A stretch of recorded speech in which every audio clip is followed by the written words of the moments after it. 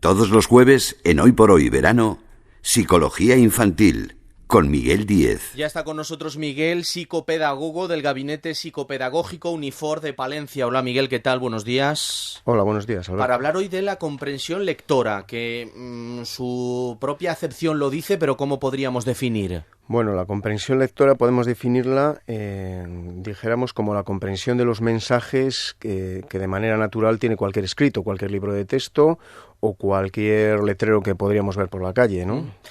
Cuando falta, cuando hay alguna tara, tenemos un déficit que puede ser muy problemático en los estudios y para fijar la edad empezamos hablando de unos 7 años, ¿no? Sí, si tenemos en cuenta que el inicio de aprender a leer, dependiendo, por ejemplo, el centro, dependiendo el profesorado, dependiendo una serie de variables, le puede estar en torno a los 5 o 6 años. A partir de los 7 años es cuando podemos decir que los niños empiezan a leer con una cierta soltura, ¿no? No en todos los casos, pero sí en la inmensa mayoría. Y evidentemente estamos ante un problema que puede afectar al conjunto del rendimiento escolar, ¿no, Miguel? Sin duda, el sistema escolar, no solo español, sino a nivel mundial, se basa sobre el tema de la lectura. La inmensa mayoría de la información que nosotros recibimos es una información que viene, dijéramos, de los libros, de la lectura. Por lo tanto, cualquier problema que afecta a la comprensión, dijéramos, de la escritura, pues tenemos un grave problema escolar, académico. Entremos ya de lleno en materia. ¿Qué es un problema de comprensión lectora o cuándo podemos saber que nuestro niño o niña tiene ese déficit, ese problema? Bueno, podemos hablar de que tenemos un problema en comprensión lectora cuando, en función de nuestra edad, y sin que ocurra, dijéramos, ningún tipo de problema auditivo, visual o de discapacidad cognitiva, el niño no es capaz de comprender unos mensajes en función de su edad, ¿eh? Podríamos hablar que los desfases, podemos hablar de aproximadamente 2 cursos académicos para entender que puede haber un problema, ¿no? Siempre sin que medien otros problemas en este déficit, ¿no? Claro, si por ejemplo no oímos bien, o sea, para que haya un problema en comprensión lectora, no puede ser achacable a otras dificultades como un problema auditivo, un problema visual o que haya una falta de por ejemplo, de capacidad intelectual, o pensemos, por ejemplo, en un extranjero que no entiende nuestro idioma. Si malamente entiende el idioma, no podemos hablar de un problema de comprensión lectora, ¿no? Estamos hablando de otra cosa. ¿A qué pueden ser debidos los problemas en comprensión lectora? Bueno, esto va a variar mucho en función de la edad, ¿no? Si tenemos niños pequeños de 7 o 8 años, normalmente no se suele hablar de problemas de comprensión lectora, sino de inmadurez en la lectura. Puede haber un retraso más o menos natural que tampoco lleva a ningún lugar, ¿no? Si estamos hablando de una persona que tiene 14 años, que cursa la ESO y entonces no entiende, por ejemplo, la mitad de las palabras de sus libros de texto o no entiende mensajes de alguna manera que el resto de su clase pueda entender, podemos estar hablando de un problema de comprensión lectora. ¿El contexto tanto familiar como docente también puede influir, Miguel, te pregunto?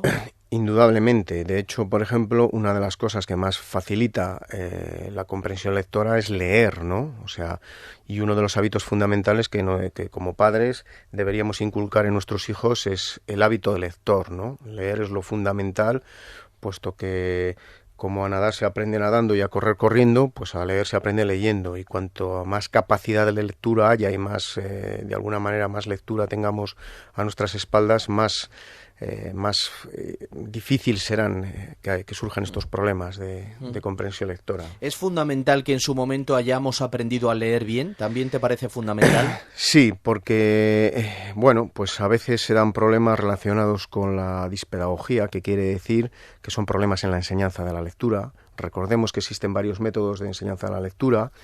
Son métodos fonológicos, o sea, métodos como nos han enseñado básicamente tradicionalmente, que es la relación de los sonidos con las palabras, otros que están centrados en el mensaje y otros mixtos, ¿no?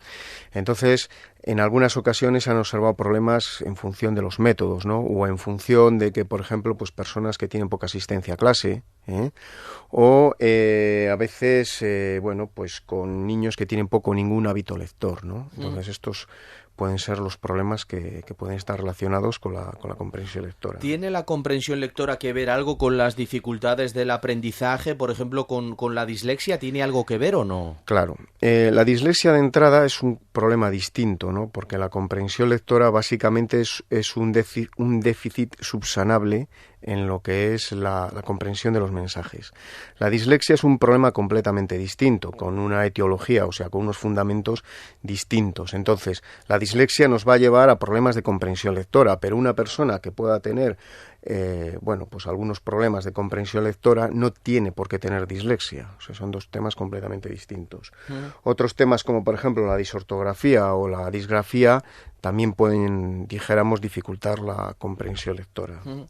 ¿Cómo podemos, Miguel, ayudar a nuestros hijos en la medida en que nosotros debemos hacerlo a mejorar esa comprensión lectora? Pues como decía al principio, la clave está en los hábitos lectores. O sea, inculcar a nuestros hijos el amor por la lectura o un cierto hábito lector es la clave no solo de una mejora en su comprensión lectora, sino de un enriquecimiento en general en la educación y en la vida de nuestros hijos.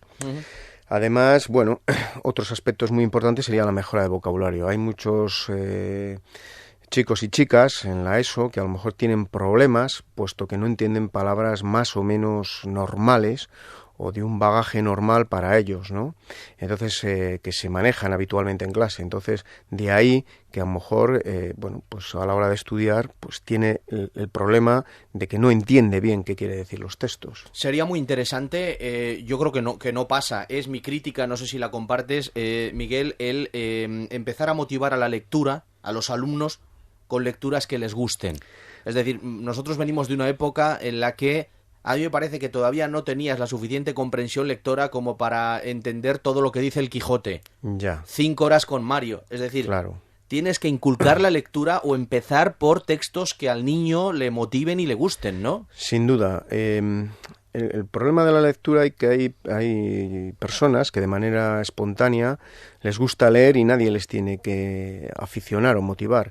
Pero hay un grupo de niños, en general todos los que tengan dificultades de las que hablábamos antes, dislexias, disgrafías, disortografías, que la lectura para ellos es un problema y como tal problema de alguna manera lo evitan, ¿no? Entonces para ellos estos niños son los que más tienen que leer si cabe, ¿no? Pero claro, también es a las personas que más les cuesta, ¿no? Luego hay otro grupo que por pereza, por falta de motivación o porque nunca lo han visto en su casa o porque de alguna manera el ambiente que les rodea no se muestra proclive a ello, pues leen muy poco, ¿no? Claro, lo ideal es encontrar unas lecturas amenas, ¿no? En función de la edad. Unos niños pequeños, pues a lo mejor tienen que empezar con unas historias muy divertidas, muy... No pasa nada empezar por un tebeo, también es leer, por ejemplo, ¿no? Por supuestísimo. De hecho, a mí los cómics y los tebeos me parecen, dijéramos, como un recurso muy bueno, ¿no? Me refería, por ejemplo, pues a literatura, a lo mejor como El pijama de rayas, como historias a lo mejor de los 5, cosas, sobre todo dejar El barco de vapor, que es una colección muy, muy socorrida y muy durante mucho tiempo, ¿no? Entonces, me parece lo fundamental acertar con el tema y con el nivel, ¿no? Si tenemos un nivel de 8 o 9 años, pues tenemos que tener unas lecturas de 8 o 9 años y que sobre todo le gusten. Totalmente de acuerdo. Gracias por los consejos, Miguel. Hasta la semana que viene. Hasta la semana que viene.